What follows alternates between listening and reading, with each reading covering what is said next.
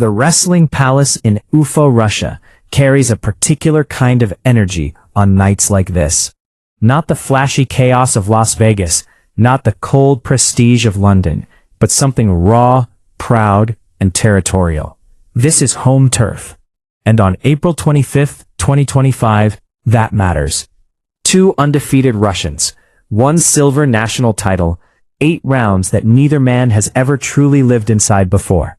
First toward the ring is Alexander Khokhlov, 24 years old, orthodox, composed, ice calm. His record reads clean, untouched, but it hides the interruptions, long stretches of inactivity, a career that started, paused, restarted, talent never questioned, rhythm always uncertain.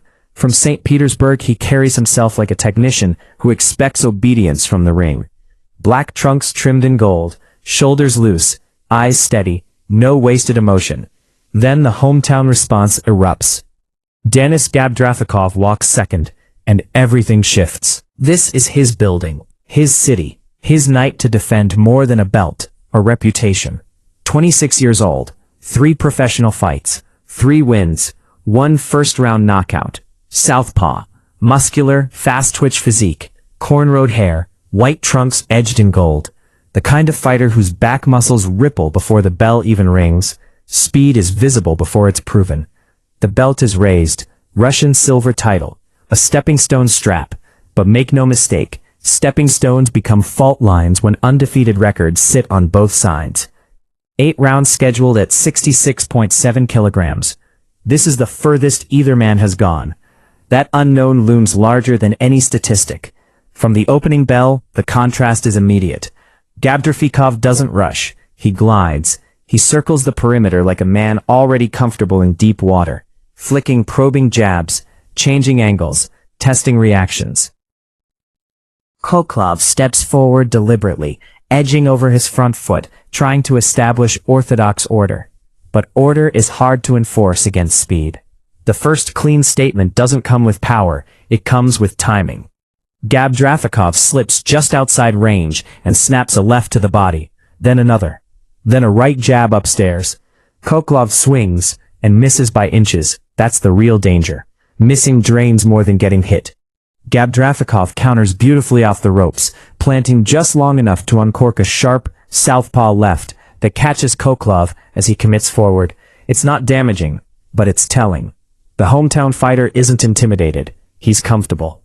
Khokhlov has his moments. A stiff jab lands, a straight right skims the guard, but every success feels solitary. Gabdrafikov answers everything, sometimes immediately, sometimes half a second later, but always with precision.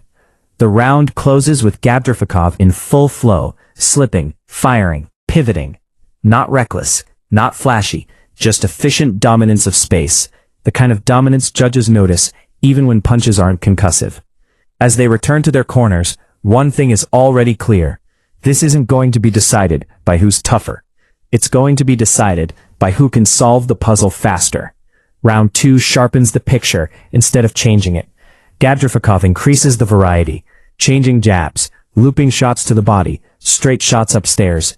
His lead hand becomes a metronome, dictating pace and distance. He occasionally drops his guard, not from arrogance, but from confidence and reflexes.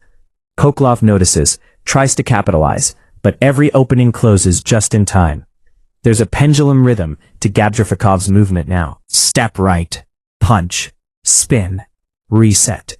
He's inviting Khokhlov to reach, and when he does, counters flash in. A corkscrew left from the southpaw stance finds the body. A right jab snaps the head.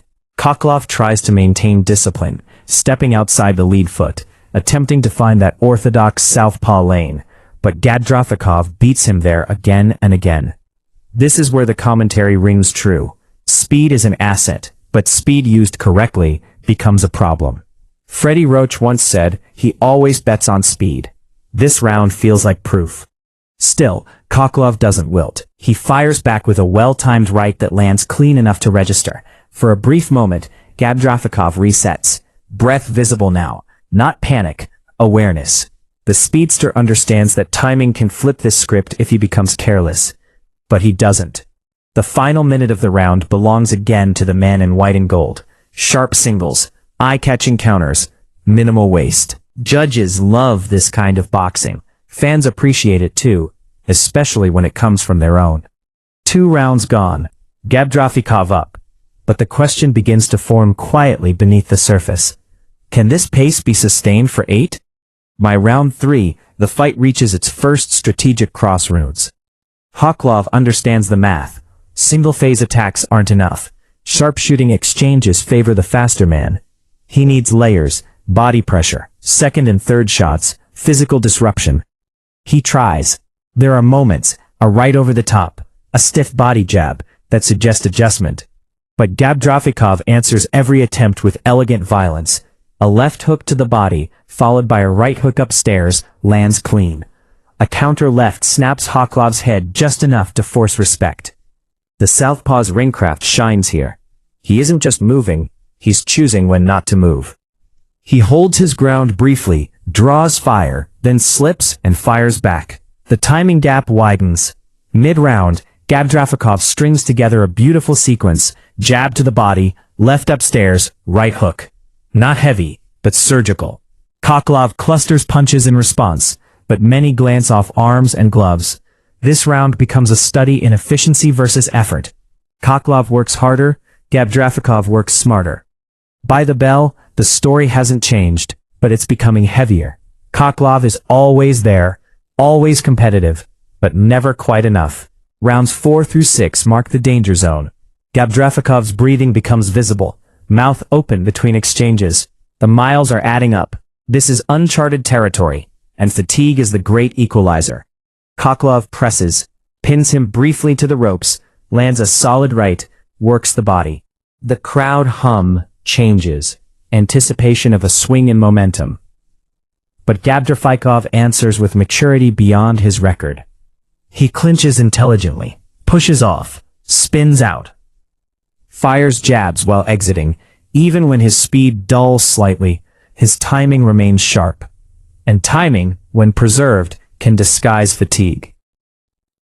A low blow momentarily interrupts flow, a sign of tired legs and drifting placement. But Gabdrafikov regroups, finds a second wind, or at least summons one. Round 6 becomes his rebuttal to doubt.